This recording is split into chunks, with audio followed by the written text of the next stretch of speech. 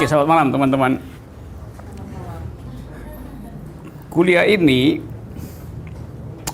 dimaksudkan untuk memberi rasa waspada pada publik tentang akibat dari kebijakan yang salah memakai perspektif. Apa akibatnya? Pemotongan anggaran 135 triliun yang dilakukan Sri Mulyani hari ini terhadap misalnya Human Development Index di kabupaten di NTT sana tuh. Apa akibatnya? Atau sebaliknya, apa akibatnya kalau anggaran nggak dipotong? Dan itu berarti Indonesia tidak punya kemampuan di mata internasional untuk memperkenalkan diri sebagai negara yang kasnya masih ada itu. Itu yang disebut sebagai pilihan kebijakan yang potensial menghasilkan injustice. Jadi kita rancang kuliah ini untuk satu hal. Pertama adalah memeriksa apakah kebijakan publik hari ini telah didasarkan pada jenis keadilan yang selama ini disembunyikan oleh susunan teori mainstream. Kalau kita periksa secara cepat-cepat seluruh bukti tentang efektivitas dari kebijakan publik, kita pergi pada ujung, yaitu outputnya. Outputnya misalnya soal Human Development Index. Outputnya misalnya tentang kepekaan negara terhadap orientasi seksual manusia. Outputnya misalnya tentang perhitungan upah minimum berdasarkan kebutuhan-kebutuhan manusia. Kalau kita periksa secara cepat-cepat, intuisi kita mengatakan bahwa kebijakan publik kita defisit di dalam dua hal. Pertama, dia tidak paham apa yang disebut sebagai injustice. Dan kedua, dia sengaja menggelapkan sejarah perempuan di dalam proses pembuatan kebijakan publik. Tadi di Jakarta Post, halaman 1, ada berita bahwa sekelompok tokoh pergi ke Mahkamah Konstitusi minta agar supaya Mahkamah Konstitusi merevisi undang-undang satu pasal di dalam KUHP tentang adultery dengan dalil bahwa LGBT itu harus dinyatakan secara eksplisit sebagai kejahatan. Karena di dalam undang-undang tidak eksplisit disebutkan, hanya disebutkan bahwa dua orang dewasa atas dasar kesepakatan melakukan relasi seksual bukan kriminal. Nah, sekarang mau dimintakan agar supaya dua orang, konsep subjek hukum dua orang dewasa itu harus dipisahkan dari konsep LGBT itu. Jadi Anda lihat bahwa begitu teliti mereka yang hendak membatalkan kesetaraan manusia mencari celah di dalam kebijakan publik untuk menghasilkan misoginisme. Di NTT ada satu daerah yang boleh disebut sebagai paling miskin di Indonesia yang mempraktekkan satu prinsip bahwa ibu setelah dia melahirkan dia harus tidur di dapur selama 40 hari, tidak boleh makan daging bersama bayinya. Lalu kita mulai berpikir, kalau wisdom semacam itu tidak dipersoalkan oleh kebijakan publik, maka kita bisa bikin proyeksi cepat-cepat bahwa dalam satu dekade ke depan IQ nasional kita akan tergerogoti oleh jumlah anak yang kekurangan oksigen, kekurangan zat besi yang disuplai oleh sebuah tradisi di NTT. Jadi dengan kata lain, IQ nasional akan defisit 0,0 sekian poin hanya karena ada semacam local wisdom yang sebetulnya berbahaya bagi pertumbuhan manusia itu. Yang saya maksud adalah bahwa sering kebijakan publik tidak diselenggarakan dengan posisi teori yang kritis. Jadi itu soalnya tuh.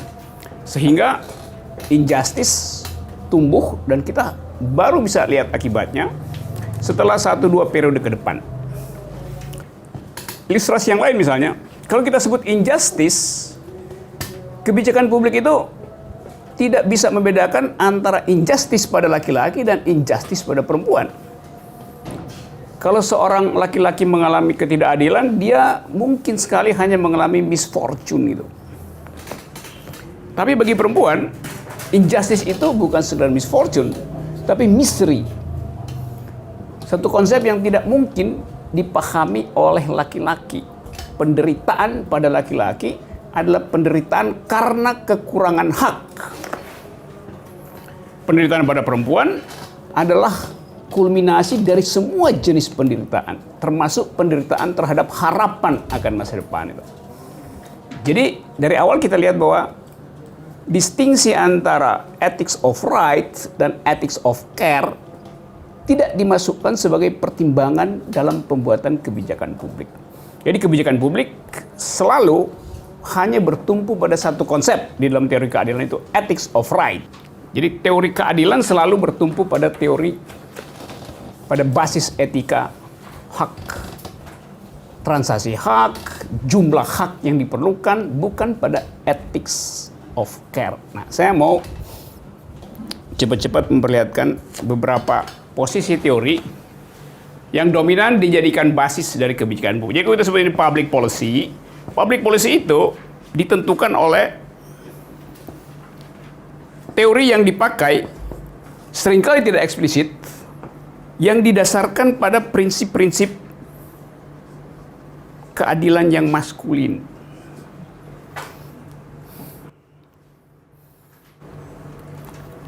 Prinsip-prinsip itu bisa kita temukan di dalam 2 gugus teori filosofi. Yang pertama disebut sebagai pendekatan utilitarianism. Satu jalan pikiran yang diucapkan oleh Jeremy Bentham di abad 17 untuk memperlihatkan bahwa kebahagiaan itu hanya bisa disebut adil bila memuaskan mayoritas. Jadi terkenal prinsip bahwa the greatest happiness itu hanya boleh dihasilkan bila dia menyangkut the greatest number. Dalilnya sederhana. Suatu masyarakat disebut adil bila sebagian besar mayoritas memperoleh kebahagiaan terbanyak dari produk nasional, produk masyarakat yang biasa dihitung dalam ekonomi disebut sebagai jumlah agregat yang bisa dihasilkan, dan jumlah itu harus menyenangkan mayoritas. Sekarang ada problem, whose justice kalau disebut mayoritas. Nah, sebetulnya ide tentang mayoritas itu menganggap bahwa semua manusia setara di dalam kebutuhannya. Jadi utilitarianisme menganggap bahwa setiap manusia setara di dalam kebutuhannya. Feminisme memberi kritik bahwa nggak setara. Dulu misalnya zaman Orde Baru, ukuran untuk menghitung utility manusia agar supaya bisa dibuatkan formula tentang kebutuhan pokok, bunyinya adalah kebutuhan manusia itu diukur berdasarkan kebutuhan laki-laki. Karena itu duit rokok dimasukkan sebagai kebutuhan pokok pada waktu itu. Sementara pembalut perempuan tidak dianggap sebagai kebutuhan pokok. Jadi gaji dipakai berdasarkan kebutuhan fisik laki-laki. Karena dianggap buruh selalu adalah laki-laki. Jadi dari awal kita lihat ada bias di dalam teori keadilan, dan bias itu menyelundup ke dalam public policy itu. Tapi sebetulnya prinsip di dalam utilitarianism itu cukup egaliter pada waktu itu. Karena pada waktu itu keadilan itu hanya ditentukan oleh belas kasihan seorang aristokrat, atau hanya ditentukan oleh hukum yang diatur di dalam teologi. Kita ingat itu abad-abad 16, hak itu tidak ada. Hak itu hanya ada pada raja, pada seorang feodal, atau pada para pendeta. Jadi kita kalau hidup pada waktu itu nggak bisa menuntut hak, karena asal-usul hak itu tidak sekuler. Nah, Jeremy Bentham menganggap bahwa ini nggak bisa kalau hak itu diandalkan pada sesuatu yang tidak berdasarkan transaksi manusia. Oleh karena itu dia putar argumentasi bahwa hak keadilan harus berasal dari masyarakat sendiri, tidak boleh nunggu semacam izin dari gereja atau belas kasihan dari seorang aristokrat. Jadi pada waktu itu kita anggap terobosan utilitarianisme menghasilkan kesetaraan, sebab akhirnya orang tidak lagi tergantung pada relasi personal dengan tuannya, juga tidak tergantung pada soleh tidaknya dia di hadapan paus atau romo di Eropa. Jadi pada waktu itu utilitarianisme adalah jalan pikiran yang revolusioner, karena dia menghentikan eksploitasi teologi terhadap soal keadilan. Jadi itu adalah penyelesaian sekuler dari sistem keadilan. Tapi buat kita sekarang, kita menganggap bahwa iya, sekarang teori itu tidak lagi demokratis karena tidak memperhitungkan tadi jenis keadilan yang bekerja pada tubuh perempuan, atau jenis injustice yang bekerja pada tubuh perempuan. Tetapi praktek kebijakan publik masih mempergunakan prinsip-prinsip utilitarianisme.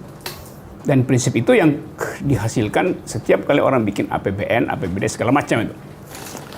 Di Indonesia misalnya, waktu Sri Mulyani jadi Menteri Keuangan sebelum yang sekarang, Sri Mulyani bikin satu kebijakan bahwa semua departemen yang tidak memasukkan unsur gender di dalam proposal anggaran tidak akan dikeluarkan anggarannya. Tapi pada saat yang sama kita ingat peristiwa itu, Sri Mulyani dituduh sebagai neolib. Dan pers semacam terbius dengan tuduhan itu karena ada sentimen ideologi. Jadi begitu disebut neolib, maka seluruh orang merasa bahwa itu adalah kejahatan kapitalis. Nah, itu yang saya mau katakan, bahwa seringkali istilah itu masuk di dalam pembicaraan publik tanpa skrutinisasi filosofis yang tajam. Bagaimana mungkin seorang neolib memihak pada kepentingan perempuan itu? Itu sekedar ilustrasi betapa dunia akademis kita, filter kritisnya itu lumpuh, sehingga pembicaraan tentang kebijakan publik lebih diisi oleh retorika dibanding dengan logik, dengan logika. Itu soalnya. Jadi kelas ini dimaksudkan untuk memperlihatkan bahaya dari konsumsi teori yang tidak discrutinize berdasarkan logik dan critical discourse gitu. Jadi kita boleh sebut bahwa utilitarianisme mengandalkan jumlah keadilan, bukan kualitas keadilan, tapi jumlah keadilan itu.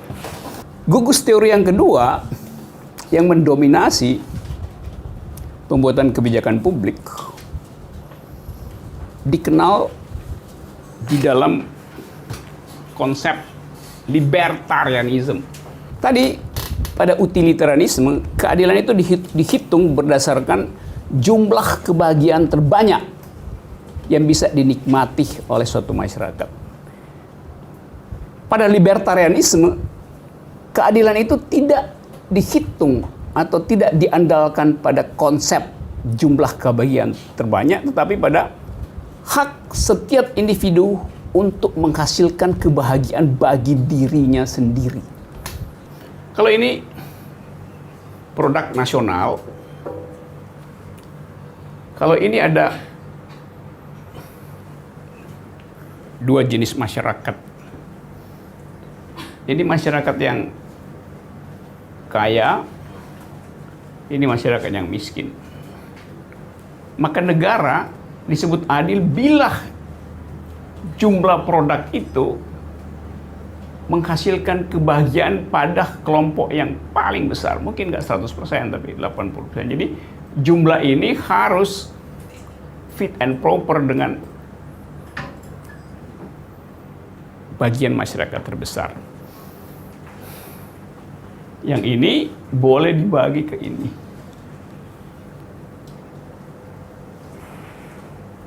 Melalui apa misalnya? Melalui sistem pajak. Ini jalan pikiran utilitarianisme. Jalan pikiran ini ditentang oleh prinsip libertarianisme karena bagi orang yang menganut paham libertarian, setiap orang punya preferensi sendiri tentang kebahagiaan. Jadi tidak mungkin kebahagiaan itu diakumulasi dan dihitung secara agregatif gitu. Setiap orang punya preferensi tentang kebahagiaan. Misalnya orang yang lagi nongkrong di samping 7-Eleven di depan, mungkin dia lebih berbahagia dari mereka yang lalu lalang di jalan Ragunan itu dengan mobil mewah, tapi mengalami frustrasi karena macet itu. Jadi kita nggak bisa judge bahwa yang di dalam mobil ber-AC lebih bahagia daripada yang lagi nongkrong ngelamun di pinggir jalan. Itu adalah preferensinya. Sekarang dalam bentuk tadi ini. Ini negara,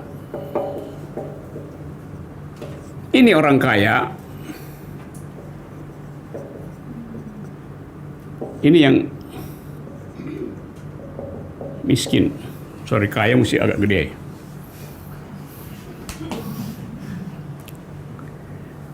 Kalau negara misalnya melihat ada kemiskinan, ada orang nongkrong di pinggir jalan, lalu ada jumlah orang yang kekayaannya lagi diuber oleh tax amnesty, lalu negara memajaki si orang kaya ini dan mensubsidi orang miskin ini, bagi libertarian artinya negara menghina dia sekaligus menghina dia. Kenapa? Karena negara memanfaatkan kemiskinannya untuk memeras yang kaya ini.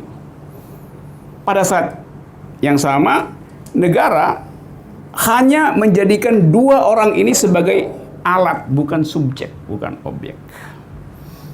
Jadi seorang libertarian akan menganggap bahwa tindakan negara ini dia tidak menghormati orang ini, sebab ini cuma dianggap sebagai alat untuk diperas. Demi apa? Demi ini.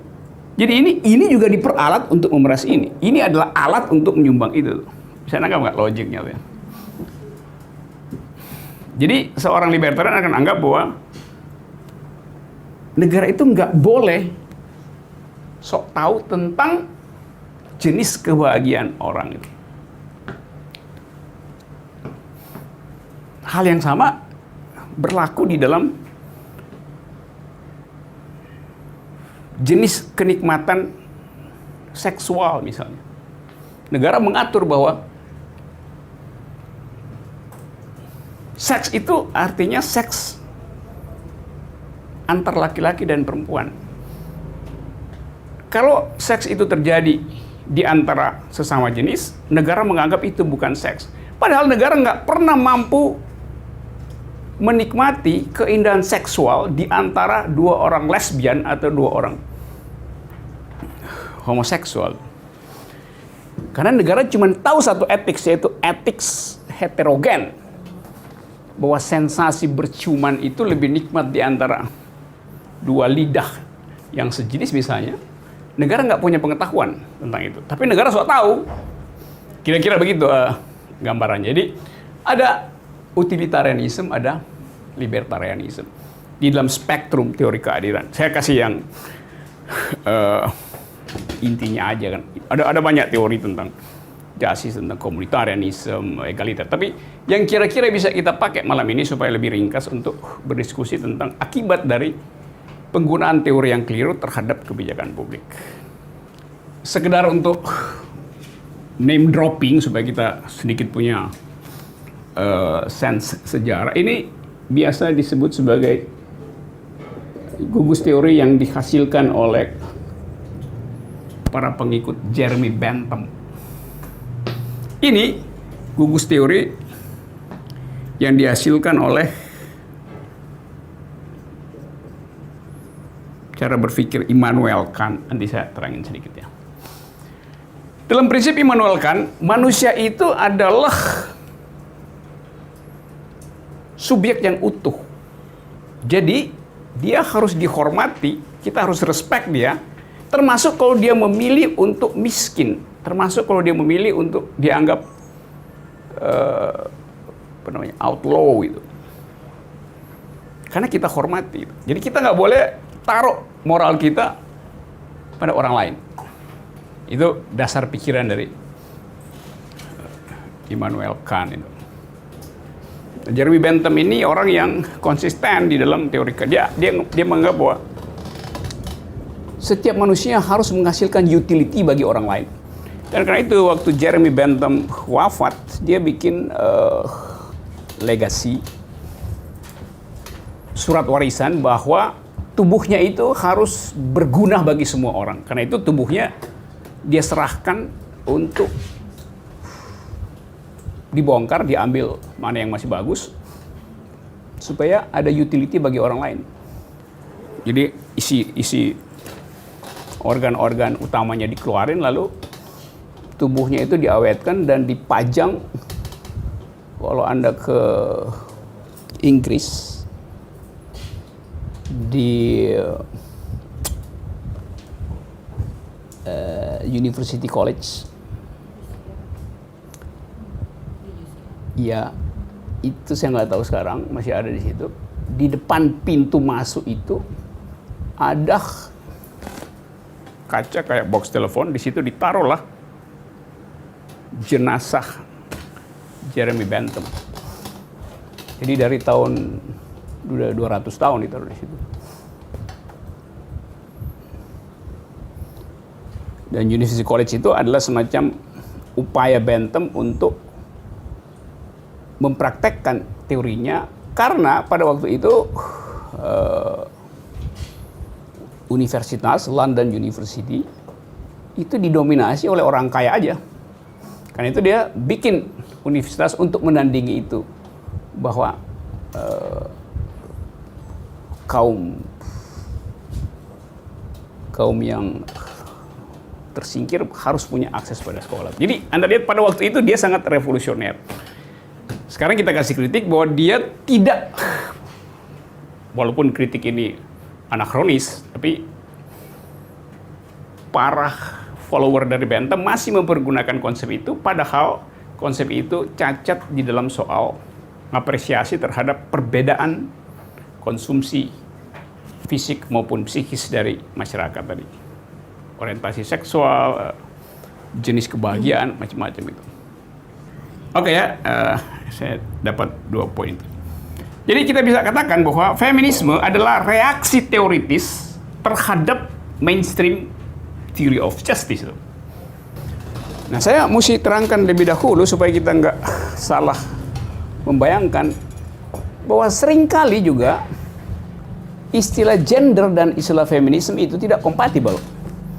Kalau kita bilang gender equality, bisa itu terjadi karena praktek utilitarian. Jadi yang didistribusikan adalah kebutuhan sosial manusia, sehingga udah ada gender equality, tetapi tidak ada pemutusan hubungan ideologis dengan patriarkisme. Jadi patriarkisme masih bisa bekerja di dalam fasilitas gender equality. karena ada kesalahan perspektif. Di dalam gender equality, orang ingin menyetarakan hak melalui kebijakan. Pada feminisme, kritiknya bukan sekedar kesetaraan hak, tetapi perubahan logik di dalam policy. Jadi feminisme lebih tajam sebetulnya, karena dia ingin agar supaya seluruh jenis patriarki berakhir. Karena itu, dalil filosofinya lebih radikal dibandingkan gender equality itu. Nah, kita di Indonesia misalnya masih pada tahap gender equality itu. Sementara di luar sana teorisasi tentang keadilan sudah masuk sampai pada psikologi bahasa itu. Feminisme akan menganggap bahwa cara kita menerangkan seperti ini itu udah cara patriarkis, karena bahasa yang dipakai adalah bahasa patriarkis gitu. Logik, structure, sistematis. Sehingga bagi feminis, ya sebetulnya hasil maksimalnya adalah kesetaraan gender, bukan perubahan struktur patriarki. Jadi patriarki masih bisa bersembunyi di dalam gender equality itu. Jadi kalau kita bikin resume, public policy kita ditentukan oleh kira-kira dua ide besar itu. Utilitarianism atau libertarianism. Kalau saya bikin baganya kira-kira, ekstrim dari teori keadilan ada yang utilitarianism,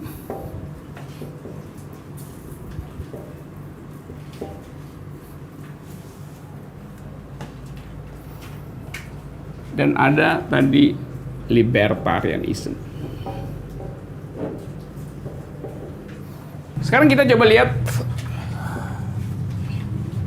intervensi dari feminist ideas of justice terhadap fasilitas teori ini. Kalau kita mau menghitung lokasi pembuatan kebijakan publik, kita bisa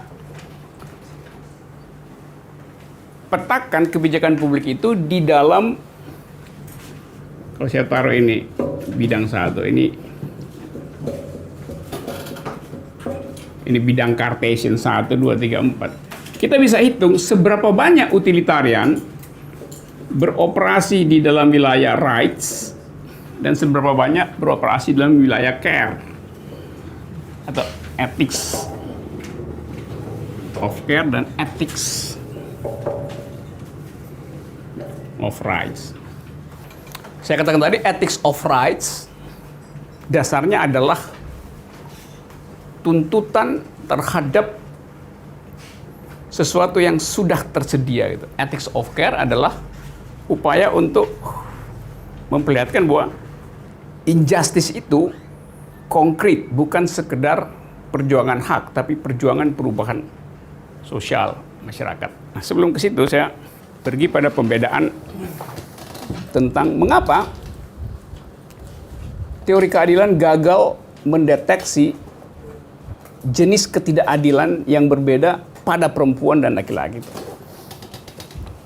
Kalau seorang perempuan mengalami injustice, maka injustice itu dia alami dengan seluruh pengalaman ketubuhannya. Laki-laki tidak mengalami jenis pengalaman injustice yang menyangkut seluruh ketubuhannya. Laki-laki mengalami injustice karena tadi saya katakan kekurangan hak.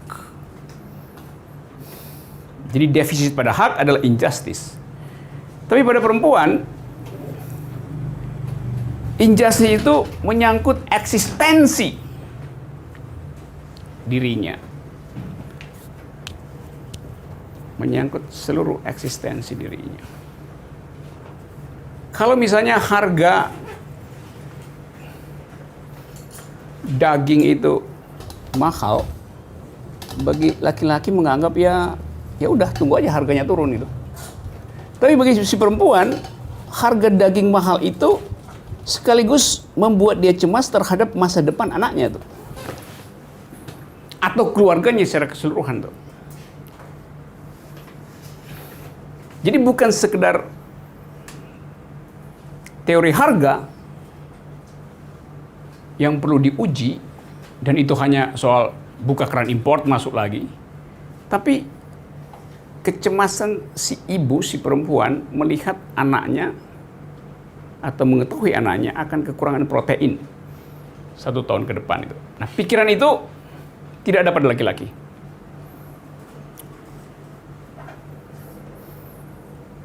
Jadi ethics of care itu khas menyangkut knowledge yang hanya dimiliki oleh perempuan. Karena tubuh perempuan berhubungan langsung dengan seluruh kondisi injustice. DPRD yang patriarki pasti menghasilkan APBD yang misoginis. Jadi komposisi anggota DPR di situ kita bisa ini partai yang patriarki berkumpul di situ menentukan isi APBD. Ada satu kabupaten di Sumatera, jalan aspal yang mulus itu kira-kira cuma 24 km. Sementara bupatinya punya Harley Davidson yang dirancang untuk ngebut 200 km per jam. Jadi you bayangin bahwa si bupati memperoleh subsidi dari APBD dengan segala macam cara agar supaya motornya itu setiap hari mengkonsumsi Pertamax. Padahal jalannya 24 km, itu artinya dalam 10 menit dia udah nyampe di ujung jalan, lalu dia turun naik ojek gitu. Tapi apa akibatnya? Akibatnya puskesmas di kabupaten itu kekurangan antibiotik. Maka kita bisa pastikan bahwa tingkat kematian ibu dan anak di kabupaten itu pasti akan tinggi. Dia bukan meninggal karena kekurangan antibiotik, tapi karena kelebihan Pertamax di motor gede si bupati. Jadi kita lihat trade off di situ, bahwa Harley Davidson membunuh bayi dan ibu di situ tuh, karena berebut anggaran yang terbatas. Jadi logik itu hanya bisa ditemukan bila anggaran itu diperiksa dengan kacamata feminis itu. Kita bisa bertanya, kenapa begitu? Kenapa di tempat lain enggak? Kita bisa usut lebih jauh lagi. Siapa yang buat public policy itu? Kalau komisi satunya isinya adalah laki-laki semua yang menentukan anggaran, maka masuk akal bahwa subsidi terhadap motor gede bupati dihasilkan oleh cara berpikir yang patriarkis. Karena motor gede itu pasti sebulan sekali harus dibawa ke Medan atau Jakarta untuk diservis, dan itu butuh uang. Jadi komposisi politik lokal bisa kita periksa untuk menentukan jenis justice apa yang diproduce oleh pembuat kebijakan melalui fraksi-fraksi di DPR. Nah, riset itu adalah riset tentang kebijakan publik yang berbasis pada kritik feminis. Dan itu yang bukan jarang, tapi orang mungkin ada minat orang meneliti itu, tapi terbatas gugus teori yang dia miliki untuk mempersoalkan the new kind of injustice di dalam kabupaten itu. Sama tadi dalam soal NTT misalnya, dengan cepat kita tahu bahwa pasti HDI di kabupaten itu akan turun. Apa hanya itu? Lebih dari itu kritik feminis, yaitu bahwa mengapa ibu itu nggak boleh keluar dapur, sementara si laki-laki boleh menikmati seluruh fasilitas publik, termasuk pergi ke tempat pelacuran atau mengundang konkubinnya untuk nginep di kamar depan karena istrinya ada di dapur itu. Karena dia nggak bisa berhubungan seksual dengan istrinya selama 40 hari. Jadi di balik local wisdom, ada patriarki. Di balik local wisdom, ada local kingdom. Nah, kritik feminis sampai di situ. Masuk sampai di situ. Nah, tadi saya katakan, public policy seringkali menumpang di dalam yang disebut tadi, ini kan kearifan lokal. Apa itu misalnya? Ya di bupati itu mesti naik motor gede, masih naik Honda bebek itu. Kearifan lokal disebut. Kenapa ya badannya gede gitu? Ya kenapa nggak cari bupati yang badannya kurus misalnya?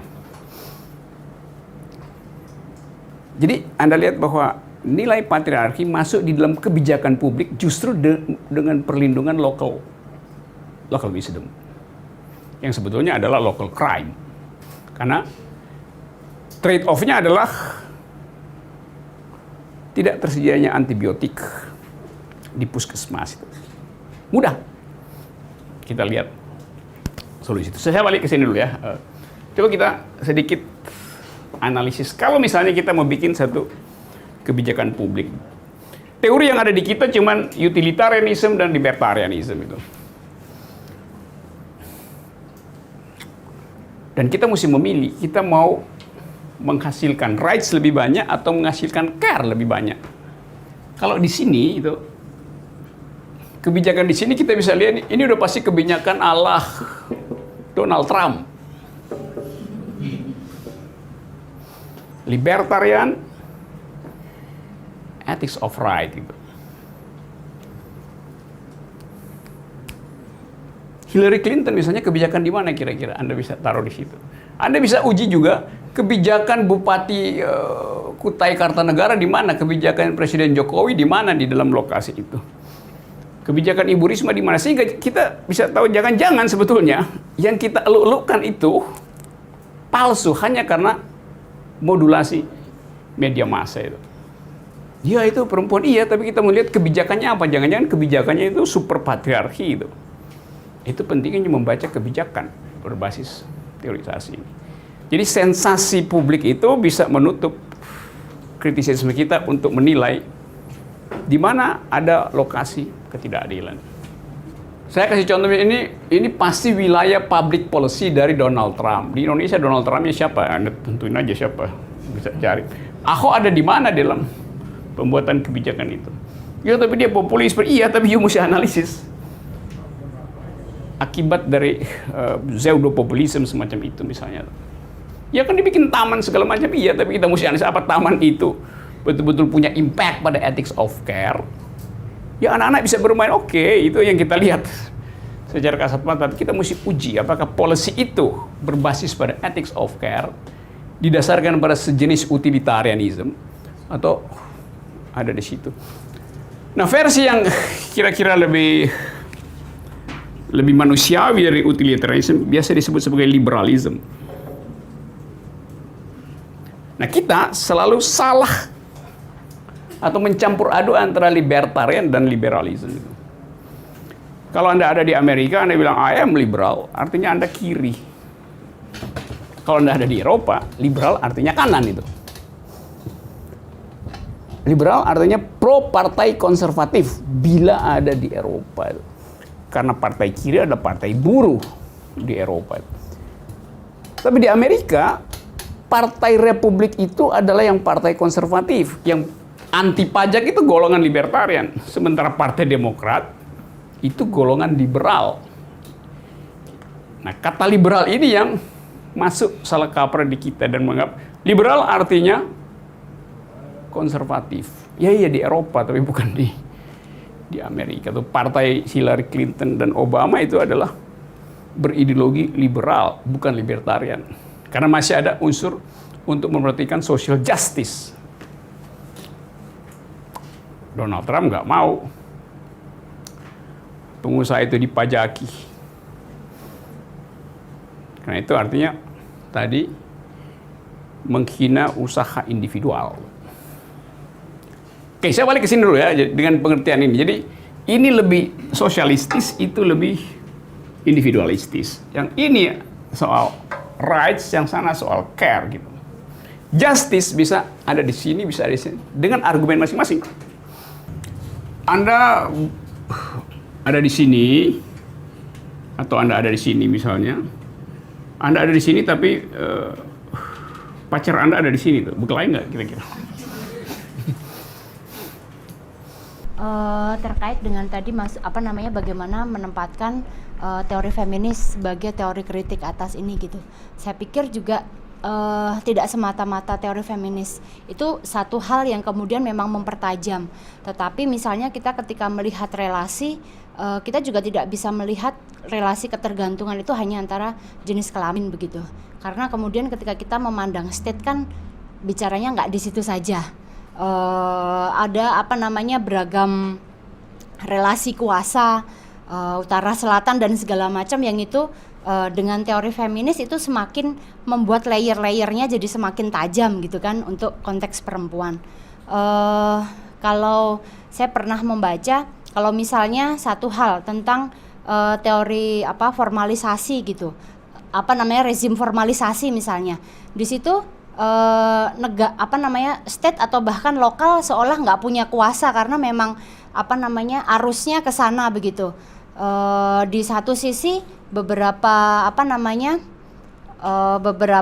kawan-kawan yang perempuan misalnya memandang yaitu satu hal untuk melegitimate bahwa perempuan punya hak atas akses begitu kan, atas aset, dan itu harus diformalkan sehingga itu bisa digunakan dalam relasi-relasi yang formal dalam konteks relasi ekonomi begitu. Tapi di sisi lain pandangan itu ketika digunakan teori kritik feminis itu menghilangkan perempuan karena dalam rezim formalisasi itu perempuan menjadi invisible kan, karena dalam relasi-relasi misalnya aset, rumah, tanah dan segala macam itu banyak hukum yang memang tidak melihat perempuan di situ, dan praktiknya juga memang perempuan dikalahkan dalam situasi-situasi ketika tanah ini harus atas nama siapa, kambing atau sapi ini harus atas nama siapa misalnya di konteks itu satu hal. Jadi saya pikir bagaimana mengenali yang invisible ini menjadi satu hal yang sangat penting. Saya nggak tahu kalau secara teori kacamatanya menggunakan apa gitu. Terus salah satu hal yang masih saya galaukan misalnya ketika melihat sejauh mana kemudian negara bisa mengatur sampai ke tingkat rumah tangga, bahwa di satu sisi menghargai bahwa bahkan keputusan di tingkat rumah tangga itu kan dasarnya relasi transaksional, dan itu tidak bisa kemudian negara masuk sampai di tahap situ gitu. Di satu sisi tidak bisa masuk sampai di tahap situ, tapi kemudian di sisi lain kita harus melihat bahwa relasi transaksional itu relasi kuasa yang nggak imbang, jadi harus ada buffer yang bisa digunakan oleh perempuan yang selama ini invisible untuk digunakan untuk melindungi mereka dalam situasi itu. Misalnya ketika menikah, ketika pilihan untuk menikah negara mengatur itu, maka pilihan-pilihan atau konsekuensi buruk dari pernikahan yang kemudian dialami perempuan, negara juga harus mengaturnya dong. Tidak bisa kemudian ketika pilihan-pilihan buruk itu hanya diserahkan kepada perempuan dengan alasan bahwa memang tidak ada hukum yang mengatur sampai ke sana atau tidak perlu ada hukum yang mengatur sampai ke sana begitu. Nah, di situasi-situasi kebijakan yang semacam kayak gitu tuh bagaimana? Misalnya juga ketika perempuan dihadapkan dengan anak, di beberapa situasi menyatakan bahwa karena peran reproduksi yang selalu dilekatkan pada perempuan, seolah-olah tanggung jawab anak dan segala macam tumbuh kembangnya itu kan dilekatkan pada perempuan. Tetapi terkadang dalam kebijakan itu kan selalu mendekatkan, kalau merekatkan ketika gizi pasti kebijakannya dihubungkannya dengan ibu, pasti dihubungkannya dengan kader-kader posyandu dan segala macam, soalnya nggak bergerak dari kotak itu. Tetapi kemudian si ibu, si perempuan ini tidak dilihat atau tidak dikenali pilihan-pilihan bebasnya.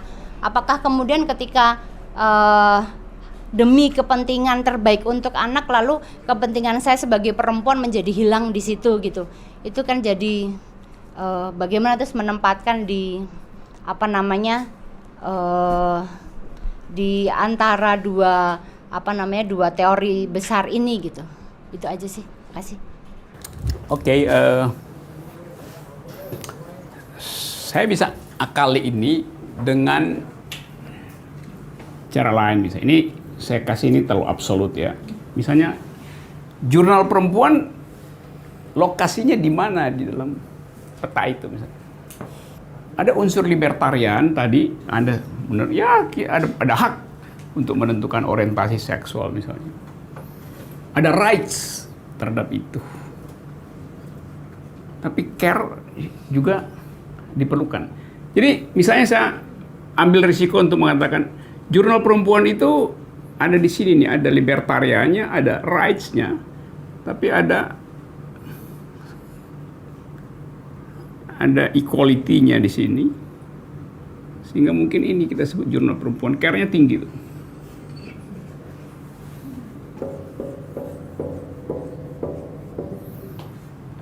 Secara keseluruhan. Tapi kalau isinya lebih spesifik, misalnya soal orientasi seksual, mungkin seseorang itu ideologinya ada di sini nih, libertariannya tinggi sekali, karena dia nggak mau ikut pada pseudo majoritarianism, dan care-nya tinggi, jadi mungkin segini dia. Ini dalam orientasi LGBT misalnya, seorang memilih LGBT dengan posisi itu. Maka ada irisan antara jurnal perempuan dan jadi nggak mungkin dia satu klaster tadi itu. Jadi ada irisan. Dalam isu misalnya soal legalisasi aborsi misalnya, ada rights di situ. Mungkin di sini dia rights-nya gede itu. Nah, saya tadi memperlihatkan ini sebagai pedoman untuk mengevaluasi, bukan satu dalil yang mau dipakai untuk semua hal gitu. Nah, itu yang menerangkan kenapa ada cross-cutting loyalties di antara kelompok perempuan untuk isu tertentu, tapi yang lain nggak bisa itu. Hal yang sama juga berlangsung. Yang penting kita bisa deteksi itu. Nah, soal tadi formalisasi. Dalam hukum perdata misalnya itu nggak ada beda antara laki dan perempuan itu. Hak untuk dapat kredit bank misalnya sama aja kan, karena yang di situ cuma berlaku prinsip Pacta sunt servanda. Subjek hukumnya sama, maka perjanjian harus diselesaikan. Tetapi dalam praktek, kalau Anda perempuan minta kredit ke bank, si bank akan tanya rekening suami Anda berapa gajinya tuh. Karena itu culture. Kan kita bilang, kenapa you tanya itu? Kenapa nggak tanya kalau laki-laki nggak ditanya? Ya si pejabat bank juga bilang, iya saya tahu Anda berhak, tapi ya ini ada kebiasaan sih kalau perempuan minjem nggak balik duitnya tuh. Padahal itu nggak ada urusan, itu soal hak. You bisa tuntut kalau dia nggak balik kan. Tetapi local wisdom itu mengatakan begitu, padahal sama haknya tuh. 80% dari produk pertanian Afrika itu dihasilkan oleh perempuan. Tetapi hak kepemilikan terhadap lahan di Afrika itu hanya 14% di tangan perempuan. Jauh disparitasnya. Nah, itu saya katakan tadi bahwa tacit knowledge, ada knowledge yang bersembunyi yang mengeksploitasi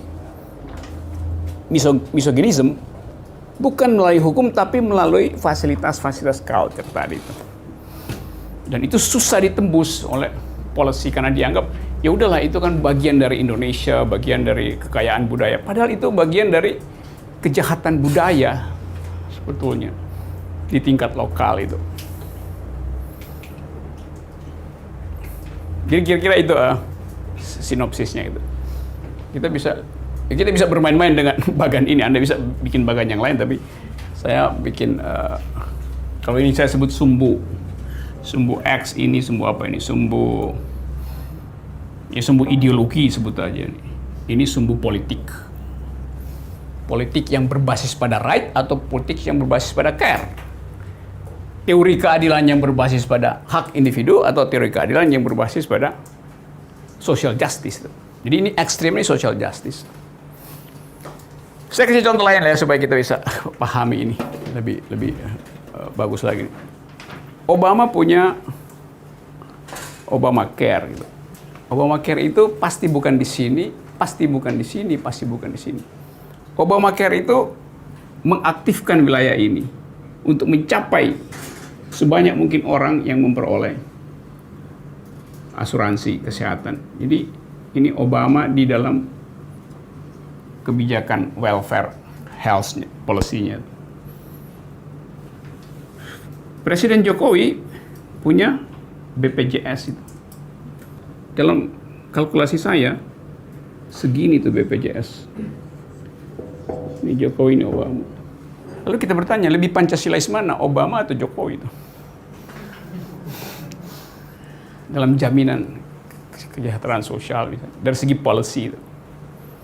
Jadi kalau kita maki-maki Amerika sebagai tidak Pancasilais, loh fakta kebijakannya lebih Pancasilais daripada yang dilakukan oleh orang Indonesia. Belum soal korupsi segala macam. Dalam kasus misalnya LGBT itu,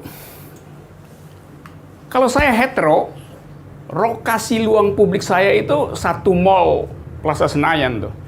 Nah, saya bisa pindah-pindah dari kafe, pindah ke butik A, B. Tapi kalau Anda lesbian atau gay atau sekarang kalau saya pakai istilah yang belum salah mungkin ya, karena udah ada sistem pengistilahan dalam soal orientasi seksual, tapi saya pakai generiknya aja.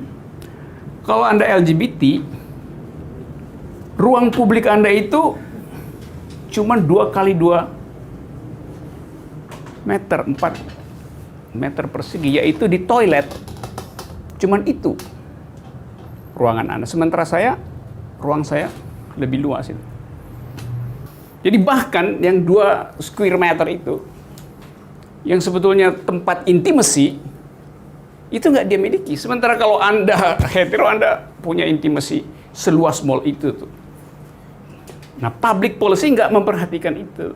Karena apa? Karena dalil bahwa intimasi itu adalah sifatnya hetero tuh. Jadi soal-soal semacam itu yang kita persoalkan. Padahal sebetulnya kita menganut sistem demokrasi.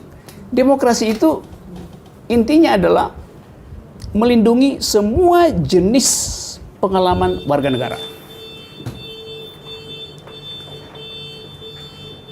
Kalau demokrasi hanya melindungi jenis pengalaman warga negara hetero, itu bukan demokrasi. Tapi kita akan bilang, iya tapi itu kan bertentangan dengan kultur. Kita balik lagi bahwa local wisdom adalah local crime. Jadi sebetulnya ya kita tidak demokratis karena kita tidak mampu melindungi seluruh jenis pengalaman manusia. Padahal demokrasi tumbuh dengan cara mendeteksi jenis pengalaman baru. Pengalaman apa misalnya? Relasi kita dengan anjing, relasi kita dengan burung. Yang dulu dianggap bahwa ya itu jenis pengalaman yang lain. Iya, tapi kalau Anda di Amerika di tempatnya gadis, anjing itu harus didaftarkan dalam kartu keluarga. Kalau di Inggris, burung itu adalah properti dari Ratu Inggris. Jadi Anda akan kena crime kalau nyambit burung. Dan sekarang di Perancis ada debat, apakah pets itu akan dimasukkan sebagai citizen, sehingga konsep citizen berubah itu. Bahwa citizen bukan cuma manusia, tapi juga binatang. So do you speak environmental ethics, do you speak animal liberation, dan seterusnya. Jadi ethics evolve, tetapi demokrasi kemudian seolah-olah ditawan, dipenjarakan oleh local culture. Nah itu keajaiban di dalam masyarakat kita hari ini. Jadi misoginisme justru diproduksi makin tinggi, sementara indeks demokrasi dianggap makin baik. Nah itu juga catatan kita kan, bahwa BPS sekarang bikin indeks demokrasi. Tetapi yang diukur bukan civil liberties di situ. Kebebasan untuk menikmati intimasi tidak dianggap sebagai bagian dari demokrasi. Jadi agak ajaib bahwa indeks demokrasi kita membaik misalnya, tetapi civil liberties memburuk karena tadi misoginisme itu diproduksi terus-menerus. Nah, kita bisa kasih kritik bahwa cara mengukur indeks demokrasi juga keliru karena tidak memasukkan ethics of care dari pengalaman perempuan itu, dari perspektif feminis. Semua indeks bisa dipersoalkan dengan cara itu. Oke, ada yang lain? Kapan kita menentukan boundary antara kita menghormati cultural nuances itu dan di mana si cultural nuances melanggar hak asasi? Jadi sebagai misalkan ketika dari kacamata antropologis, di mana kita bisa menentukan sebuah tradisi atau sebuah ritual adalah sesuatu yang sebetulnya harus dihilangkan dari si tradisi, tapi di mana kita harus kayak step back and just appreciate it. Coba kita lihat kasus Bali. Debat tentang reklamasi itu. Saya pro pada perjuangan anti reklamasi. I am an environmentalist. Tapi kadangkala kita tidak konsisten itu. Sebab dalil yang diucapkan di situ adalah itu hak masyarakat adat pantai itu. Berarti sangat antroposentris cara berpikirnya. Itu posesif. Masyarakat adat berhak terhadap Teluk Benoa gitu. Terus kalau saya investor, saya akan bilang, saya juga berhak atas Teluk Benoa. Tapi Anda bukan manusia. Iya, tapi saya manusia sama seperti Anda. Saya bisa buktikan bahwa saya bisa menghasilkan utility dari teluk itu lebih besar dari Anda itu. Tapi kalau kita ucapin itu bullying itu akan tiba secepat Anda nge-tweet itu. Jadi kita mengiyakan eksklusivisme itu atas dasar bahwa itu dari awal dimiliki oleh masyarakat adat. Jadi konsep tetap adalah properti. Teluk itu adalah properti dari masyarakat adat. Kemudian diakses dengan teologi ke dalamnya. Tapi konsepnya tetap sama, properti kan? Lalu kalau ada seorang yang mau investasi di situ dan menjadikan dia properti, kenapa nggak boleh itu? Dari logika nggak jujur analisis itu. Kalau kita mau jujur, kita akan bilang bahwa saya adalah legal standing dari teluk itu. Karena itu bukan kepentingan saya yang saya perjuangkan, tapi kepentingan teluk untuk memiliki lekuk. Kepentingan dari karang untuk memiliki ikan. Itu kita nggak dengar diskursus itu. Padahal kalau dalil itu diucapkan, kita mesti bilang kepentingan alam mendahului kepentingan manusia. Kenapa? Ya alamnya itu lebih dulu ada daripada orang Bali di situ. Kan kita semua pendatang di bumi. Tapi kalau dibilang origin, nggak ada yang origin situ. Sama seperti klaim misalnya suku aborigin di Australia bahwa Australia milik mereka. Saya kira itu juga antroposentris. Aborigin dimiliki oleh benua Amerika. Orang Bali dimiliki oleh Peninsula Bali. Orang Batak dimiliki oleh Danau Toba, bukan sebaliknya itu. Tapi konsistensi itu bisa menimbulkan huru-hara karena kemarahan lebih cepat diproduksi daripada kecerdasan. Kecuali dia mau jujur bahwa ya saya sebetulnya bukan environmentalist. Tapi kalau bilang saya environmentalist, maka etiknya adalah alam menulis hukumnya sendiri dan kita nggak boleh intervensi hukum itu. Segitu logiknya. Dalam soal tadi, silahkan debatkan itu di dalam satu forum. Dan itu pasti menimbulkan semacam no easy choice itu. Di dalam teori komunitarianism, identity itu hanya ada sejauh dia dihasilkan oleh kesepakatan community itu. Jadi kita lihat strukturnya atau kondisi antropologinya bagaimana. Kalau sistem sosial di situ komunitarian, maka dari awal rights itu tidak ada pada individu itu. Jadi identitas hanya ada sejauh dihasilkan oleh komunitas. Yang jadi masalah adalah kalau begitu, itu artinya tidak mungkin ada perubahan di dalam masyarakat. Nah, karena itu ada intervensi dari teori keadilan bahwa walaupun ethics community itu dominan, tetapi dia tidak boleh membatalkan keinginan individu untuk keluar dari sistem ethics itu. Nah, itu yang saya katakan tadi, kadang-kala kita gugup dan gagap untuk mengajukan dalil itu. Padahal kalau dalil itu diajukan, kebebasan tercipta dan si individu merasa bahwa saya sebetulnya direklamasi dari ethics of community yang basisnya adalah patriarki. Bisa nggak terjadi? Itu bisa aja.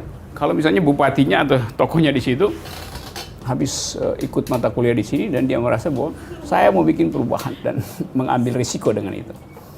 Nah, kalau dia nggak mau ambil risiko, artinya dia menyumbang lebih banyak pada praktek misoginis di dalam masyarakat itu. Kalau ada seseorang di situ datang dengan keterangan, kalau saya beri keterangan di situ mungkin, atau Anda ada di situ, Anda diusir oleh masyarakat NTT itu kan. Ini orang asing segala macam. Tapi bayangin kalau ada anak NTT sendiri datang ke situ dan menerjemahkan temuan dari UNICEF misalnya dalam bahasa lokal. Lalu sebagian laki-laki di situ mulai 1-2 orang merasa iya ada semacam ketidakadilan sebetulnya di situ, dan dia mulai berubah jalan pikirannya. Bisa. Karena secara prinsip nggak mungkin laki-laki bisa jadi feminis. But now saya bisa bilang I am a male feminist itu. Karena ada rasa bersalah bahwa saya berutang pada 25 abad eksploitasi perempuan. Dari sejak Aristoteles menganggap bahwa perempuan itu adalah bayi yang bertubuh besar. Jadi tubuhnya besar, otaknya nggak ada. Kan itu sinisisme di dalam filsafat Aristoteles. Atau doa seorang Yahudi, saya kira iya, salah satu doa bunyinya begini. Kalau seorang laki-laki Yahudi bangun pagi, dia akan berdoa begini. Koreksi saya kalau saya salah menyebut itu Yahudi. Saya kira iya tuh. Doanya begini, terima kasih ya Tuhan karena saya dilahirkan bukan sebagai seorang budak dan bukan sebagai seorang perempuan. Bayangin kurang ajarnya doa itu. Tapi itu doa yang dilindungi oleh tradisi. Tapi kita bisa anggap ya itu doa oke pada waktu itu. Tapi masa doanya masih begitu setelah 25 abad? Demikian banyak verses dalam kitab suci yang melakukan hal itu. Karena perempuan itu dibentuk dari rusuk Adam, maka perempuan itu sekunder terhadap Adam itu. Kenapa interpretasi itu yang mesti dipakai? Kenapa kita nggak balik interpretasi bahwa iya perempuan itu dibuat dari tulang rusuk Adam. Tulang rusuk Adam itu isinya adalah kalsium, protein, zat besi. Sementara Adam dibuat dari lumpur. Apa bukan lebih bagus perempuan daripada Adam itu? Kan, tapi orang takut kasih interpretasi itu hanya karena tadi strukturisasi dari local wisdom atau theological point of view. Nah itu soal lain, itu soal kegembiraan kita untuk menikmati bertahannya antropologi patriarki, atau kita ingin beri intervensi itu dengan kekuatan argumentasi. Tentu ke pejabat publik kita pakai ini, tapi kalau kita ketemu tokoh, nah kadang-kala kita bisa katakan, oh iya itu bagus pada waktu itu wisdom itu, tapi sekarang wisdom itu dipakai Anda untuk collect benefit economics dari kedudukan dia sebagai kepala adat itu, karena semua akan nyetor ke situ tuh, atau sebagai tokoh agama di daerah. Nah, seringkali kepentingan ekonomi sebetulnya ada di balik dalil komunitarian, local wisdom, etc. Gitu, ada yang lain? Sebagai orang yang bekerja untuk isu LGBT, merasa bahwa ini sangat relevan. Misalnya ketika berbicara tentang gender equality, sudah otomatis ya, misalnya gerakan perempuan itu akan terfokus kepada laki-laki dan perempuan.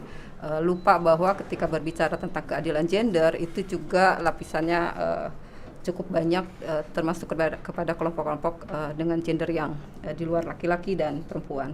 Nah, kalau dibilang bahwa misoginis itu diproduksi terus-menerus, saya juga berpikir bahwa LGBT fobia itu juga diproduksi terus-menerus ya.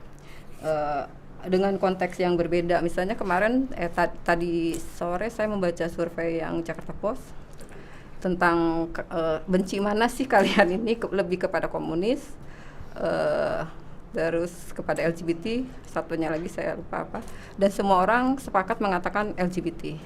Dari situ kita ngelihat bahwa orang komunis juga bisa benci LGBT.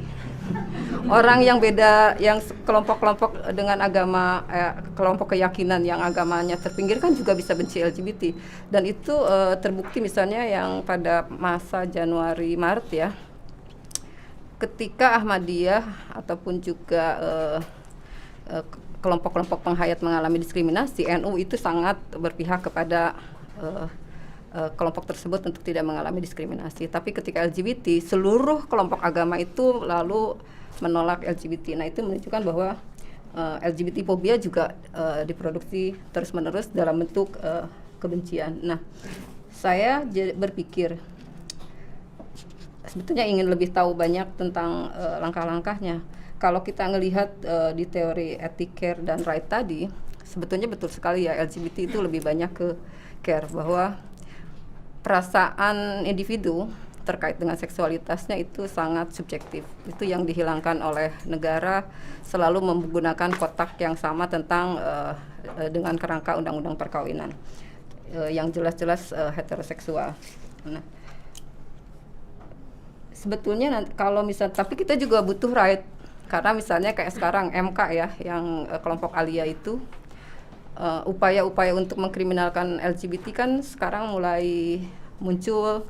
Ini satu kelompok berupaya untuk mengkriminalkan LGBT. Di kelompok yang lain, pemerintah misalnya kayak Kemenkes itu mulai membahas LGBT itu mau digolongkan ke kelompok orang dengan gangguan jiwa atau DMK ya, dan dimasukkan ke dalam undang-undang Keswa.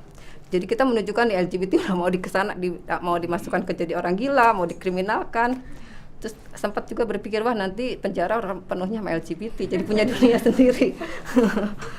Nah, seperti itu. Nah, jadi sebetulnya kita harus memainkan ranah yang mana, yang rights atau care. Karena misalnya kayak teman saya di Australia tadi sore WA saya, jadi sebetulnya mau legalitas identity atau gimana? Karena berbicara tentang legalisasi identity, itu akan membuat LGBT akan semakin sulit, bisa jadi melewati masa seperti Januari ke Maret kemarin. Terus tapi saya bilang, kalau kita mau dikriminalkan, kita kan perlu perlindungan.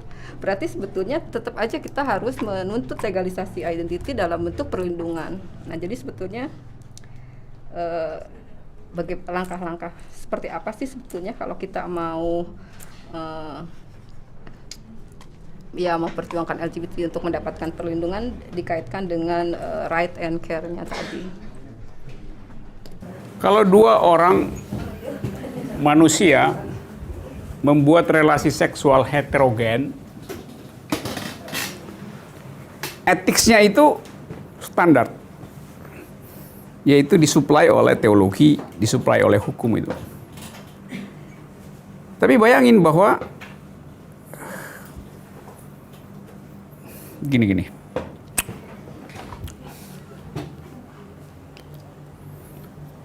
Kita menganggap kalau lesbian misalnya itu adalah relasi antara seorang perempuan dengan seorang perempuan. Negara anggapnya begitu. Tapi kalau kita bedah, perempuan ini yang kita sebut perempuan, dia ada di dalam konstruksi relasi dengan laki-laki. Jadi perempuan hanya disebut perempuan kalau ada relasi dengan laki-laki. Jadi perempuan dan perempuan ini mesti dirumuskan sebagai a new kind of ethics. Karena sentuhan sensasi seksualnya nggak bisa dibandingkan dengan sensasi laki-laki itu. Dua lidah yang bergelut, saling tukar liur. Laki-laki dan perempuan lain dengan perempuan dan perempuan. Yang berikutnya, jenis tanggung jawab yang dihasilkan oleh relasi lesbian beda dengan jenis tanggung jawab yang dihasilkan oleh relasi hetero. Nah, pengalaman ini yang tidak dikenal oleh state, itu soalnya, dan hukum nggak kenal itu tuh.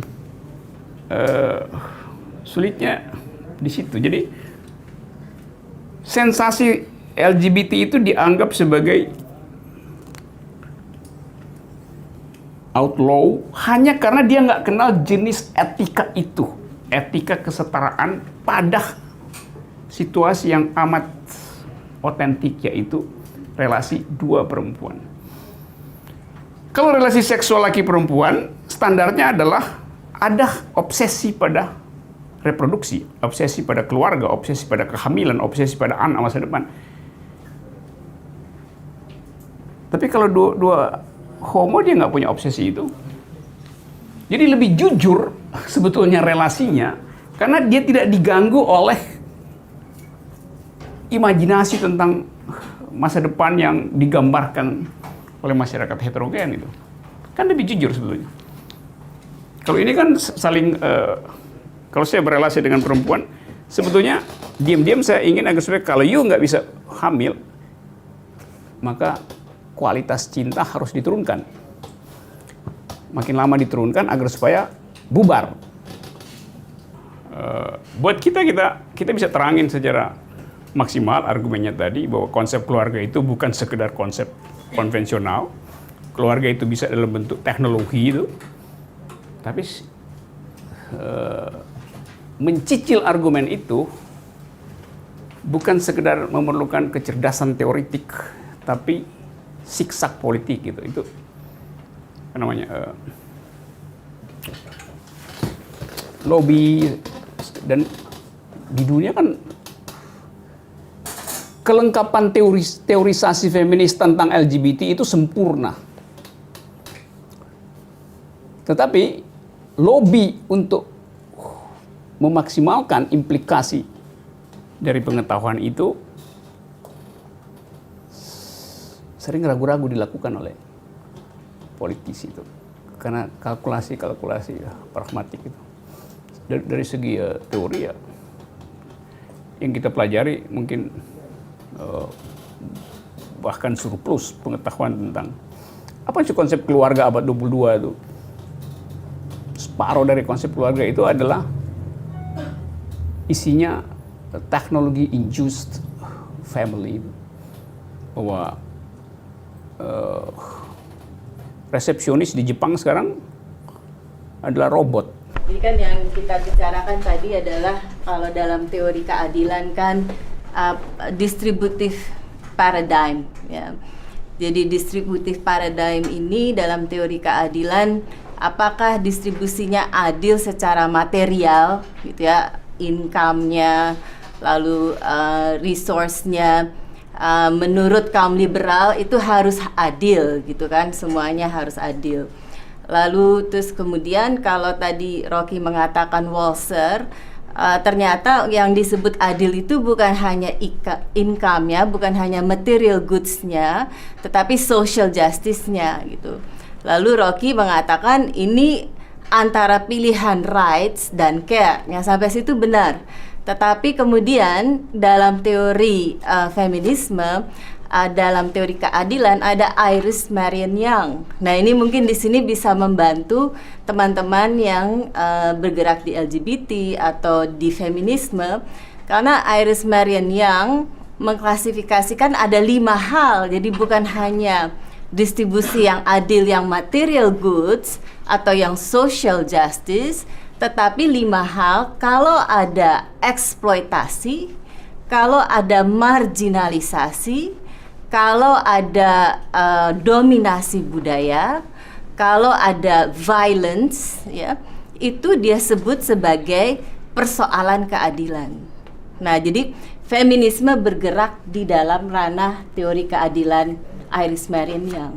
menurut saya gitu. Kalau misalnya dari 3 perspektif ini kan sebenarnya saya membayangkannya mau nggak mau kita harus memilih salah satu untuk tahu apakah kondisi yang kita sebut adil itu benar-benar adil atau enggak gitu. Bukan yang overlap bisa kita, oh menurut perspektif utilitarian ini cukup adil gitu.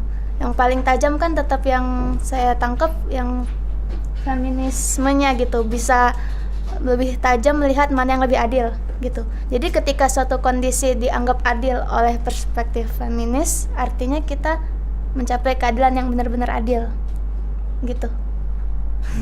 Tadi Gadis terangin soal kondisi impartiality dari relasi itu dan dihitung berdasarkan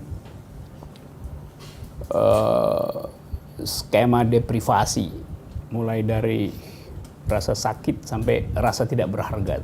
Ada skala dibikin semacam, tapi saya nggak terangin itu sebetulnya karena saya mau konsentrasi di sini supaya kita dapat paradigmnya itu ya. Detailnya ada di situ, komposisi teorinya itu.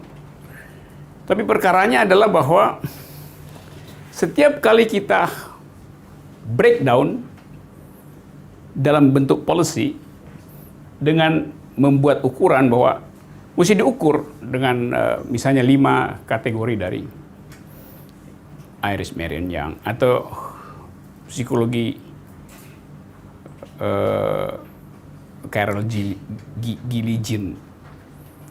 Kita kehilangan fokus pada 2 ini nih.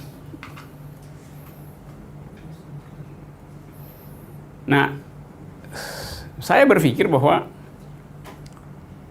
kalau Anda atau kalau kita tidak die hard di dalam positioning, maka kita akan diganggu oleh supply kebijakan yang seolah-olah udah gender equality atau udah peka pada feminisme itu.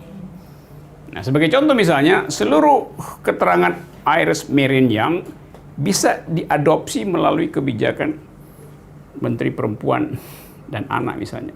Tapi dia cuma pakai itu sebagai parameter untuk kebijakan departemennya. Sementara departemen yang lain tidak melakukan hal yang sama karena tidak dalam satu paradigm tentang ethics of care itu yang saya maksud. Jadi keterangannya adalah bahwa feminisme itu adalah comprehensive ideas tentang justice. Dan itu tidak mungkin kompatibel dengan libertarianisme dan utilitarianisme. Dia sebetulnya satu jalan pikiran yang korektif. Bahkan feminisme adalah intervensi terhadap ide tentang keadilan. Karena selama ini ide justice itu tetap di belakang kita adalah ide tentang distribusi hak. Gitu. Bukan ide tentang perubahan epistemologi itu. Tapi tadi, untuk kepentingan strategis, ya Anda boleh cicil itu. Dengan haknya ada dulu itu. Supaya ada pintu masuk untuk pergi lebih jauh, menuntut yang lebih besar. Tapi itu wilayah politik sebetulnya. Itu mengandaikan ada representasi kita di dalam parlemen dan dalam kabinet yang paham tentang itu. Dan pemahaman itu harus sustainable. Bahwa nanti kalau diganti Menteri Perempuan dan Anak, kebijakannya jalan terus itu. Tapi bahkan staf di situ ganti-ganti itu staf ahli yang feminis besok diganti dengan staf ahli feminis yang sebetulnya keahliannya adalah soal policy bukan teori feminis. Jadi berubah lagi kan atau apa namanya? Advisernya juga berubah, pindah dari Jerman pergi ke Inggris, yang lain cara ngelihat soal. Jadi itu pikirannya tuh. Nah, karena itu keadilan pada perempuan, keadilan melalui perspektif feminis artinya mengambil risiko radikal dengan konsekuensi yang paling absolut, yaitu dibully. Dan bully itu bisa terjadi juga di antara mereka yang ada dalam perspektif yang sama. Karena merasa bahwa secara taktis itu atau begini pikirannya, itu benar tapi tidak taktis. Nah, problemnya adalah kalau kita mau memelihara jalan pikiran itu, berarti seluruh sistem yang akan kita rubah dengan satu jalan pikiran harus betul-betul datang dari genealogi pikiran yang sama. Jadi taktis di sini, taktis juga di sana, taktis di Departemen Keuangan juga harus taktis di, dan itu artinya menyebarkan agen yang banyak, dan itu adalah pekerjaan politik. Anda tidak memenangkan gagasan itu hanya karena Menteri Sosial tiba-tiba menyodorkan policy yang seolah-olah peka pada gender. Tapi begitu balik pada doktrin agama, dia balik jadi konservatif itu. Kan nggak ada gunanya tuh. Jadi kita dibuat bergembira sesaat, tapi sebetulnya itu sogokan untuk menghentikan aktivitas radikal dari feminist point of view. Itu yang selalu kita harus asumsikan bahwa mereka yang tidak final mengambil perspektif feminis akan bermain di dalam wilayah yang pragmatis. Tinggal dipilih, mau layani pragmatisme itu atau ambil posisi radikal. Jadi itu kompleks ya, bukan hal yang bisa kita selesaikan dengan satu kuliah. Tapi saya mau sekedar memberitahu tentang celah yang sangat sempit untuk menghasilkan keadilan dengan fasilitas ethics of care ala feminisme. Ya, Mbak. Ini kan membantu untuk kita memetakan sebenarnya suatu kebijakan itu sebenarnya posisinya dia berdasarkan teori keadilan yang mana dan etiknya berdasarkan apa, sehingga keadilan itu dihasilkan. Setelah kita tahu positioningnya di mana, bagaimana kita tahu itu kebijakannya adil atau tidak? Positioning mana yang itu menunjukkan itu kebijakannya menuju ke keadilan yang ultimate gitu ya, dan mana yang masih jauh dari konsep keadilan. Seperti itu. Dan yang kedua, saat kita tahu itu dan bagaimana kita bisa menggerakkan itu ya, karena kebijakan itu kan suatu political process juga, suatu pertarungan narasi seperti tadi LGBT mungkin secara pengetahuan negara belum tahu, ini kan suatu pertarungan narasi, pertarungan framing of knowledge juga. Nah itu saat kita tahu di mana positioningnya dan pertanyaan pertama tadi kebijakan itu adil atau tidak, dan kedua bagaimana menggeser itu menjadi lebih adil itu ya. Pertanyaan itu mengandaikan asumsi bahwa civil society itu crystal clear dalam soal beginian. Kan itu soalnya. Karena itu saya sebut tadi, bagan idealnya begini nih. Kalau kita anggap bahwa ini harus dihasilkan, ini misalnya posisi jurnal perempuan, ada libertarian di situ, ada rights di situ, tapi liberalnya agak besar dan ethics of care-nya lebih besar. Kondisi di sini, saya ulangi ya, kondisi ini dihormati nggak oleh sebutnya stakeholder feminis Jakarta itu. Walaupun diterangkan secara agak, atau bukan sekedar agak, dengan sangat jernih. Misalnya, ini ada feminis juga, tapi dia dari sini, dari lokasi ini pergi ke partai politik, terus jadi penasihat gender di situ tuh. Kita senang. Tetapi dia tidak bisa menghasilkan output karena struktur dari partai itu adalah feodal. Maka yang terjadi adalah dia cicil kesepakatan atau wisdom di sini ke situ. Dan kita bisa tunggu kalau dia mayoritas menang di DPR, polisinya bisa berubah. Tapi bagaimana kalau dia gagal di situ tuh? Jadi variabel itu penting. Yang kedua adalah endurance dari the so-called aktivisme itu, sustainability dari ide itu. Nah, saya terus terang mau mengatakan bahwa itu yang jadi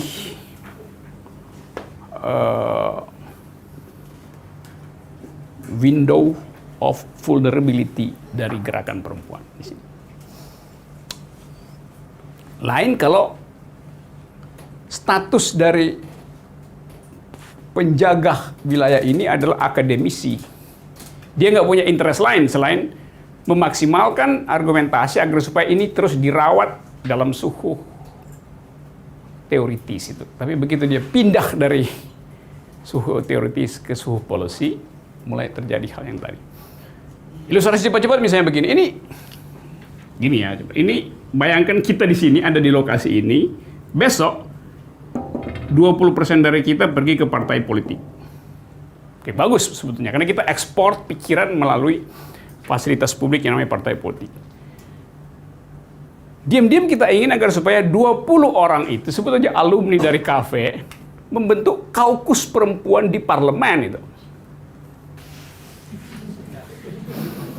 Artinya, kan ini asumsi kita diam-diam kan, bikin kaukus perempuan. Kaukus itu isunya cuma soal LGBT, equality, dan seterusnya. Nah, kaukus itu mestinya lepas dari tutorisasi partai, karena itu dia bikin kaukus itu. Tapi yang terjadi bukan begitu. Pengertian kaukus di sini adalah minta restu dari partai. Ya partainya patriarki, nggak mungkin Anda minta restu pada partai patriarki kan? Kan itu problemnya. Yang dari dulu terjadi. Setiap kali kita bikin pelatihan, yang datang adalah mengatakan kita kaukus perempuan. Iya, tapi Anda masih bagian dari fraksi. Nggak mungkin. Padahal dia diberi kemewahan untuk mengucapkan kami kaukus. Apa artinya? Artinya dia nggak paham apa itu kaukus. Bahwa kaukus itu dihormati justru karena ada isu spesifik di mana masing-masing partai punya pengertian yang sama tentang isu itu. Ini dia mau rapat kaukus tuh ya, saya tanya dulu sama ketua fraksi, boleh nggak ikut? Ya ngapain nanya ketua fraksi kalau Anda anggota dari kaukus itu? Ya. Paguyuban. Iya, semacam arisan kan, arisan isu itu. Bukan. Jadi itu hambatannya. Karena itu saya mengerti soal itu. Lalu kita ngomel, nggak ngerti dia udah ikut pelatihan. Ya bukan dia nggak ngerti.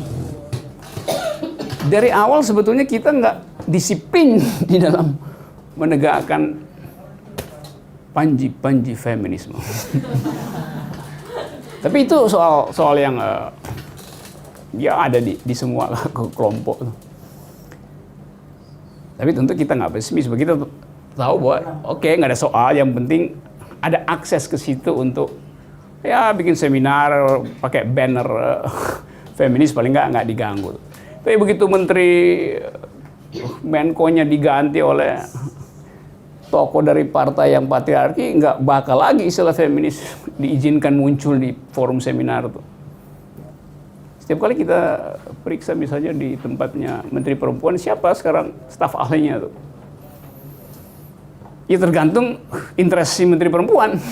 Bukan staf ahli yang menetap di situ sebagai think tank, tapi staf ahli yang melekat pada ideologi si menteri, dan menteri itu tidak dipilih berdasarkan akses dia pada pengetahuan perempuan, tapi berdasarkan pertimbangan komposisi lokal dari presiden. Kenapa mesti dari Papua? Ya karena Papua nggak ada representasi. Jadi bukan representasi kepentingan perempuan, tapi kepentingan geografi sebetulnya tuh. Tapi mesti dicari yang perempuan tuh. Jadi nggak clear cut sistem rekrutmen atau meritokrasi dalam demokrasi kita tuh. Itu.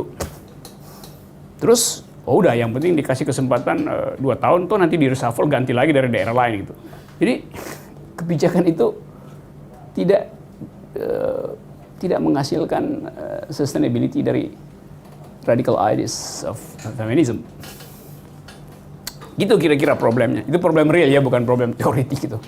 Hal yang nggak mungkin ada di negara-negara yang beradab gitu, yang udah mapan dan menganggap bahwa dalil partai liberal, dalil partai demokrat nggak akan berubah siapapun presidennya. Kok di sini dalil Presiden Jokowi itu setiap 2 menit berubah. Seluruh proposal nawacita itu adalah kiri, sekarang kebijakannya adalah kanan gitu. Dan semua orang diam, tutup mulut. Kenapa? Karena sama, nggak punya stok pengetahuan yang cukup tentang apa yang disebut conflicting claims dalam pembuatan kebijakan publik. Separuh dari orang yang ada di istana malam ini adalah alumnus dan alumna dari civil society yang belajar hak asasi manusia. Tapi setiap hari dia nggak punya rasa bersalah untuk ikut sidang bersama dengan Menko Polhukam hari ini. Nah itu yang disebut bahwa ethics itu nggak melekat. Jadi selama ini saya sering banget dealing sama kasus perdagangan manusia, yang which is kita tahu mayoritas korbannya adalah perempuan. Jadi semangat dibentuknya protokol Palermo yang kemudian diratifikasi jadi undang-undang perdagangan orang, itu ya semangat untuk menolong korban-korban yang mayoritas adalah perempuan. Di situ ada semangat kesetaraan gender, semangat feminismenya terasa sekali. Tapi pada prakteknya ketika dealing dengan polisi, polisi akan sangat mudah memeriksa kasus perdagangan orang yang korbannya perempuan, tapi cenderung berpikir 2 kali ketika korbannya adalah laki-laki. Karena mereka punya stigma, protokol itu dibuat memang prioritasnya adalah perlindungan terhadap perempuan. Protokol itu menumbuhkan stigma bahwa ya perempuan vulnerable, dia makanya jadi banyak dikirim ke luar negeri, jadi TKI, dieksploitasi. Sementara ketika kasus perdagangan manusia yang korbannya laki-laki, seperti baru-baru ini ada Benjina Ambon, di situ ada ribuan ABK kapal laki-laki ditangkap, itu proses penegakan hukumnya seret. Sebenarnya saya paham ini ada faktor kebodohan dari aparat penegak hukum yang malas membaca peraturan hukum secara lengkap, tidak mempelajari original intentnya, tidak mempelajari historinya. Tapi terlepas dari itu, sekarang saya jadi merasa protokol ini dibuat berdasarkan semangat utilitarian, karena awalnya mayoritasnya adalah perempuan. Mereka beranjak dari jumlah korbannya yang banyak perempuan, jadi ya ditulis especially women and children kayak gitu.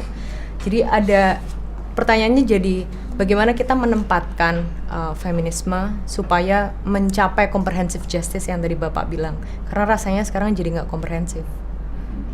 Ya secara ide kita bisa pastikan comprehensive justice-nya. Tapi kompatibilitas dari ide itu dengan,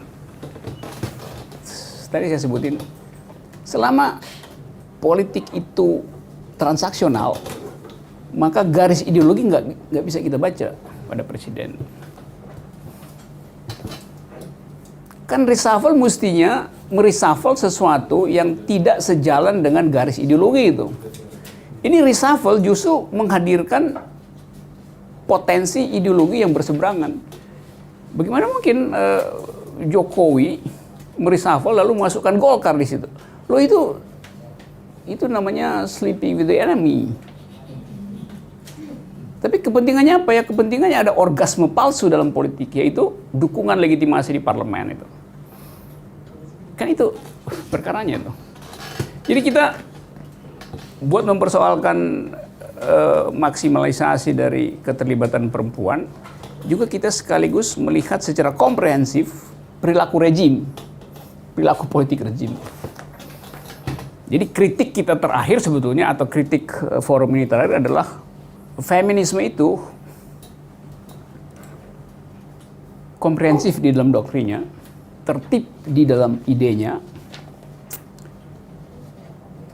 jernih di dalam arah kebijakannya, tapi dia hanya bisa tumbuh sehat di dalam lambung politik yang beradab.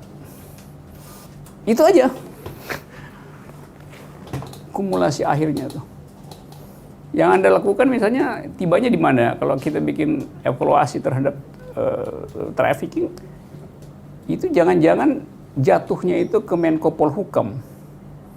Dan briefing datang dari Menko Polhukam itu. Jadi dari awal dia tidak punya kepekaan terhadap apa yang tadi saya sebut misteri dari perempuan sebagai korban trafficking. Dianggap ya itu soal dokumen aja, soal legal dokumen. Dia nggak mau periksa itu, bahwa dia diekspor dari sistem patriarki di lokal yang paling terpojok dan dia nggak ngerti bahwa itu bekerja dalam sistem internasional. Jadi dia selalu lihat itu secara tadi parsial aja, soal teknis. Lain misalnya kalau Menko Polhukamnya salah satu dari Anda di sini misalnya, Menko Polhukam. Enggak, saya mau lihat perempuan di situ. Dan orang akan bingung, loh kok perempuan Menko Polhukam? Loh iya, dia akan nyuruh yang akan ngurus hak asasi kok, iya, akan ngurus keamanan, akan ngurus security, akan ngurus trafficking. Tapi presiden akan anggap aneh dong saya angkat Menko Polhukamnya perempuan. Nah, perspektif pertahanan misalnya, negara menganggap perang itu adalah perang pakai tank, perang pakai perang konvensional. Padahal pelaku hubungan internasional hari ini adalah bukan lagi state, aktornya bukan state tapi non-state actor. Pelaku hubungan internasional siapa? Ya teroris. Di mana tempatnya? Dia bukan state. ISIS itu negaranya ada di situs, ada di internet, nggak punya lokasi tapi dia punya kekuatan itu. Pelaku bisnis adalah Panama Papers, bukan korporasi BUMN. Jadi perubahan-perubahan itu yang tidak bisa diikuti oleh rejim yang sekarang ini. Ide untuk menghasilkan justice, ide untuk mengucapkan kesetaraan seringkali dibatalkan oleh kesopanan kita untuk bertengkar secara akademis. Kalau misalnya disodorkan sekarang tadi soal teori tadi toleransi itu, kita seolah-olah kagum dengan teori itu kan. Nah, kita mesti toleran itu. Tapi coba kita periksa isi dari konsep toleransi hari ini. Toleransi itu artinya seorang Muslim toleran pada seorang Nasrani, Nasrani toleran pada Hindu, Hindu toleran pada Konghucu itu. Tapi apakah 5 agama itu toleran pada ateis? Toleran pada LGBT itu? Jadi toleransi menjadi oligarki kaum soleh itu. Kartel dari mereka yang ingin masuk surga tuh. Padahal negara tidak hidup dengan agama, negara hidup dengan justice tuh. Jadi ada yang salah tuh dalam konsep kita tuh. Toleransi artinya Anda toleran pada orang yang tidak beragama. Itu namanya dalil demokrasi itu. Ngapain toleran pada orang yang sama-sama beragama? Dan orang atau kelompok yang pro toleran ini justru tidak toleran terhadap tadi perbedaan seksual, perbedaan keyakinan segala macam. Kenapa begitu? Karena negara ini surplus doa dan defisit akal. Itu masalahnya. Terima kasih.